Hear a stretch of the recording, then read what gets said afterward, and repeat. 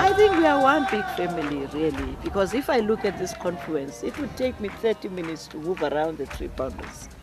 And what happens when that happens is that, you influence each other by, in a number of ways. Language, Setswana is spoken in South Africa. There are certain Nguni languages that are spoken in Zimbabwe, spoken in South Africa. Cultural practices and traditions that we share with all these peoples from the other two countries. So at a cultural level, it's going to be very enriching.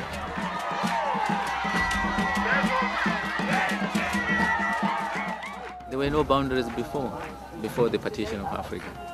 And therefore, really what you're simply doing, you're simply saying those artificial boundaries must go. And you are recreating a family which was probably disintegrated because of ABC reasons. Now it's coming together. It's coming together. You find that the culture here and the culture is the same, and you find that most of the things that they do is similar. And hence, the same place, Mapungubwe, has different meanings to these three different groups. It's very exciting. It actually brings together three cultures. Cultures that were together 7,000 years ago in the Mapungubwe civilization. But now we are rekindling that relationship that was there. So at a cultural level, it's very, humbling. And one is really excited about being part of this. But also at a level where we are today, communities now are going to begin to be aware that their neighbors will be interacting with their neighbors. Again, they'll be sharing experiences, and there are a lot of cultural things that we'll be sharing together.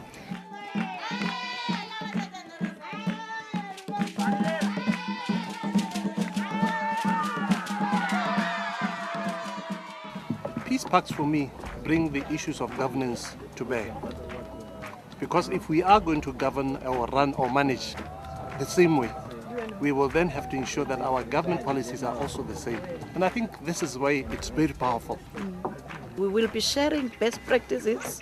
We are coming together with all of these different experiences, and we'll be learning from one another. I think it's a question of the willingness, the political willingness, the political will to want to do so. Because it's important in terms of conservation for making sure that our societies, our communities appreciate the same things we want them to appreciate. They want to continue to use the natural resources to sustain themselves, and therefore if they want to do that into eternity, they will have to change the way they do things. Therefore, we are linked by those. But what will be important is this public awareness that we are raising for our people, who will then participate in the conservation as well, which I think is very, very important. It will now be a joint effort, a collective responsibility amongst these three countries. And I think it's really bringing in a very important dynamic of strengthening whatever we have been doing as individual countries. What drives us more is conservation. Before we even talk of investment, we've realized that it's important for us to set aside a greater part of our country for conservation and preservation of natural resources and our wildlife. We have noticed over the last years that a lot of damage is being done to the environment, and a lot of animals have been displaced by human industrialization and development. It's harmonizing of land use, policy, management. That is where the challenge is.